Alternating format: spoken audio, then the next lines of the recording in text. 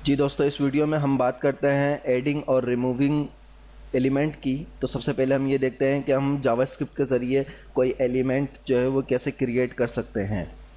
New nodes बनाने के लिए कुछ मेथड इस्तेमाल होते हैं, और मैं इस ट्यूटोरियल में तमाम मेथड तो नहीं बता सकता, लेकिन जो कॉमन है इनका जिक्र करूँगा। बाकी मेथड फिर किसी ट्यूटोरियल में, पूरे कोर्स के बाद किसी ट्यूटोरियल में मैं आपको बताऊँगा। तो इसके अंदर एक मेथड हमारे पास होता है एलिमेंट डॉट क्लोन नोड। ठीक है, ये मेथड हमारे पास क्या करता है कि एलिमेंट को कॉपी करके नोट के तौर पे हमें दे देता है। इसी तरीके से दूसरा होता है एलिमेंट डॉट क्रिएट एलिमेंट, और फिर यहाँ पे जो एलिमेंट हमें क्रिएट करना हो उसको हम यहाँ पे लिखते हैं। ये क्या करता है, ये न्यू एलिमेंट को नोट बनाता है। दूसरा हमारे पास होता है, यहाँ पे एलिमेंट नहीं बल्कि डॉक्यूमेंट है। ठीक है, दूसरा हमारे पास होता है document dot create text node. ये टेक्स्ट के लिखने के लिए होता है, जो भी कोई नया टेक्स्ट हम लिखेंगे उसके लिए होता है, ये उसका नोड बनाता है। उसके बाद फिर हम एलिमेंट डॉट अपेंड चाइल्ड, और इसके अंदर जो न्यू नोड हमने बनाया होता है वो यहाँ पे आ जाता है। ये क्या करता है कि ये एलिमेंट के लिए एक नया चाइल्ड नोड बनाता है, जो कि जिस एलिमेंट का हम चाइल्ड बनाना चाहते हैं उसके सबसे आखिर में यह आता है। और एक और हमारे पास होता है एलिमेंट डॉट इंसर्ट बिफोर, और इसमें एक नोड 1 नोड 2।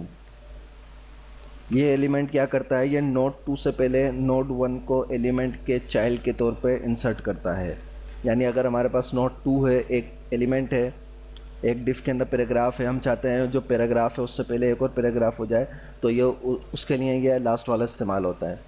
तो अब इनमें से हम एक को इस्तेमाल करते हैं। मैं डिफ लेता हूँ, और डिफ में मैं लिखता हूँ ओल्ड पैराग्राफ। ठीक है, और इस डिफ को आईडी दे देता हूँ डेमो की। इसको सेव करते हैं, सेव करके जावास्क्रिप्ट में आते हैं,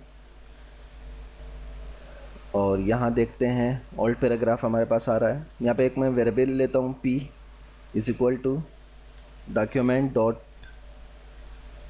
क्रिएट एलिमेंट।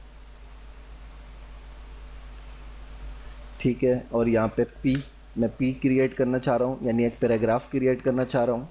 तो p टैग मैंने यहाँ पे लगा दिया, तो इसने डॉक्यूमेंट के अंदर एक एलिमेंट को क्रिएट करा है जो कि p का एलिमेंट है, और उसको वेरिएबल में मैंने सेव करा है p के। उसके बाद मैं एक नोड जो कि टेक्स्ट में होगा उसको क्रिएट करना चाह रहा हूँ, document dot create text node, और यहाँ पे जो मैं उसके अंदर लिखना चाह रहा हूँ वो मैं यहाँ लिखूँगा कि ये न्यू पैराग्राफ है, ताकि वाज़े हो जाए ओल्ड और न्यू। उसके बाद मैं p डॉट अपेंड चाइल्ड, यानी p का अपेंड चाइल्ड बनाना चाह रहा हूँ किसको, नोट को, कि p का जो टैग है उसके अंदर ये नोट का टैग उसके अंदर आ जाए, टेक्स्ट हमारा p के अंदर आ जाए।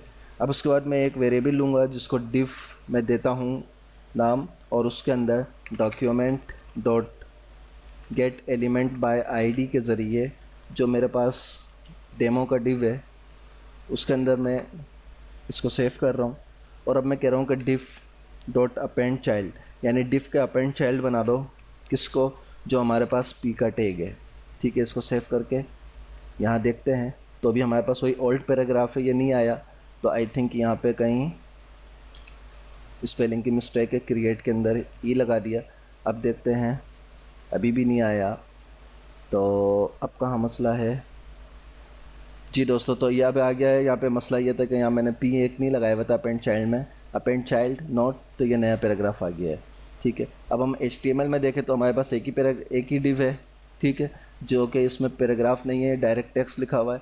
और अगर हम यहाँ पे इसकी इंस्पेक्ट में आके देखें तो ये यहाँ पे हमें एक पैराग्राफ शो करेगा बॉडी के अंदर,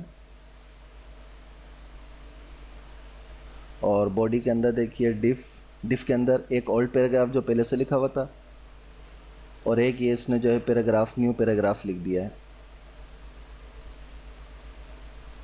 ठीक है,